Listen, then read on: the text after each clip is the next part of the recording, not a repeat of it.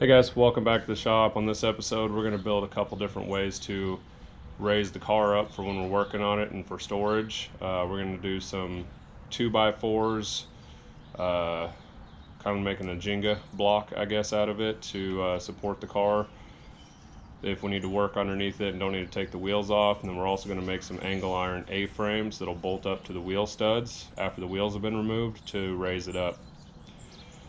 So that's what we're going to do, and they both have benefits. One of them with the wood blocks, you don't have to take the wheels off and all that stuff, but with those wood blocks we're going to be grinding and painting and doing all that stuff, and I really don't want to get overspray and sparks and stuff thrown all over the wheels.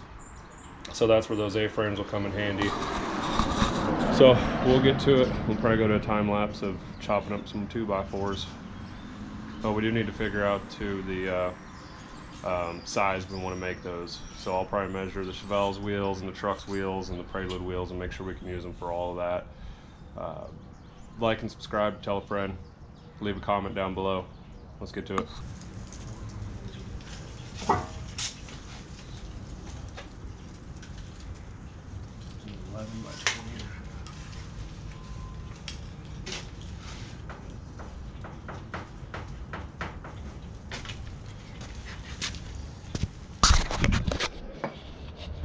All right, so we're gonna do 11 inches by 20 and a half. So we'll need to go cut up a bunch of blocks to that length.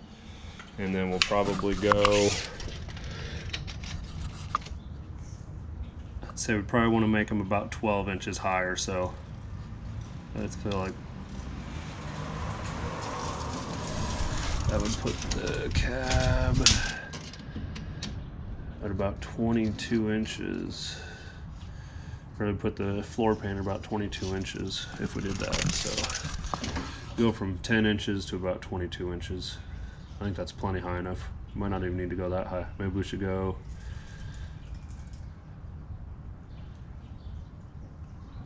yeah, let's do 10 inches high. Or whatever the math works out to with even 2x4s. It'd be 10 and a half inches. So that's what we're gonna do.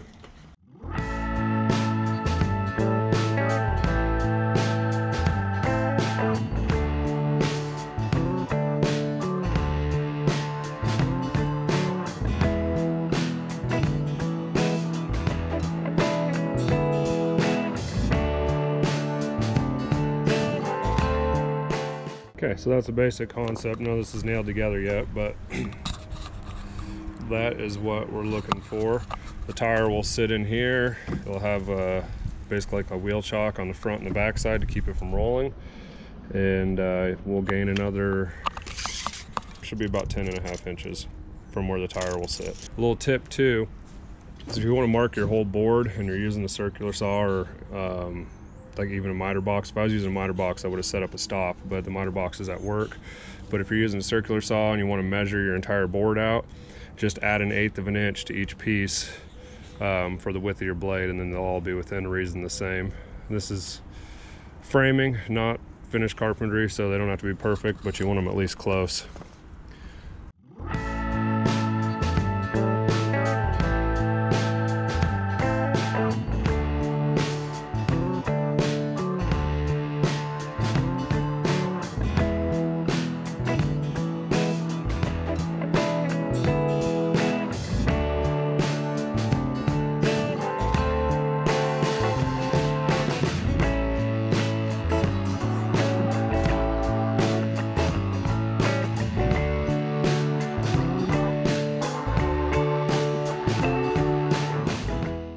All right, there's 4 of my wheel blocks, I guess I'm gonna call them. I don't know what to call them. The wood was just scrap stuff laying around, so some of it's a little dried out and a little crappy. It cracked a little bit, but they're not going anywhere. They don't have to look pretty, they just have to be solid. I did use a nail gun to shoot all of it together, except for a little bit. I just showed you could screw it together. I don't know why, I just thought it would be handy. Really helps to have an impact, and a T25 Torx head screw. That's what you want if you're going to try to screw these together. Don't be messing around with that Phillips head bullshit, or square for that matter. When you strip out a square, it becomes a circle. All right, here they are under the car. Brought it up quite a ways, which will come in super handy for trying to repair this area in the quarter. I won't have to be sitting on the ground. I can sit on a bench and not have to worry about starting my pants on fire. If they are a little unstable, you know, when you first put them down, I found that when you lower the jack, it'll move the tires over, so it'll kind of make it lean a little bit. If I just come and smack the inside or the outside with a hammer, whatever way it needs to go to straighten it out. But the car's super stable on here. There's a little bit of play in the wheels because they're just kind of halfway finger tied it up front, but the back doesn't even rock at all. I mean, it's super stable. So this is a good way to get things up in the air to work on. If you need to have weight on the suspension for like chassis flex or anything. So if you're doing quarter panels or something and you got to have the suspension loaded, but you want to get it up so it's a little easier to work on, this is a great way to do it. Also, if you need to work on anything underneath, you got plenty of room to get under there and do whatever you want to do. So, and you don't have jack stands in the way.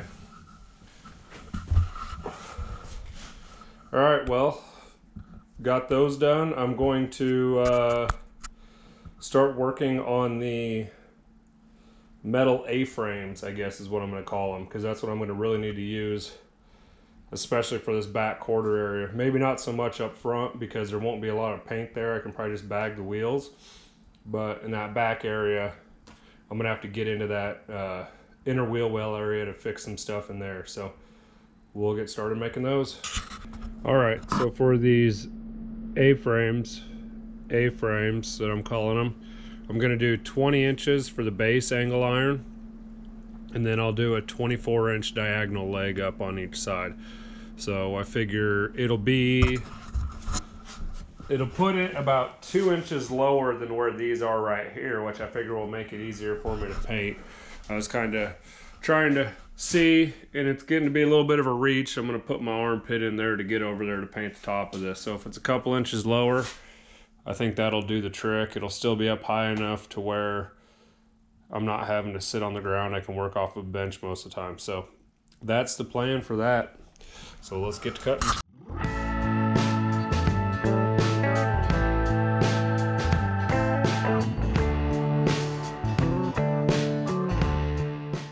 Okay, so the way I'm figuring out how to drill these holes or put them in the right spot is I'm going to make the A come together, because that'll be the tightest angle that bottom corner ever sees as far as for radius in that corner. And then I'm scribing a line with a Sharpie where that intersects, and then again on the back side. So when we take these off, I will measure off of that perpendicular 3/4 of an inch, because that's 1.5 inch angle iron. I'll measure that off of that way, and then on this back side here I will measure down 1 inch, because that's 2 inch. That should put us all happy in the center, I think, as long as we go perpendicular. So we'll drill a couple holes in there. We're using 1/2 inch grade 8 bolts on this, and yeah, let's make some holes.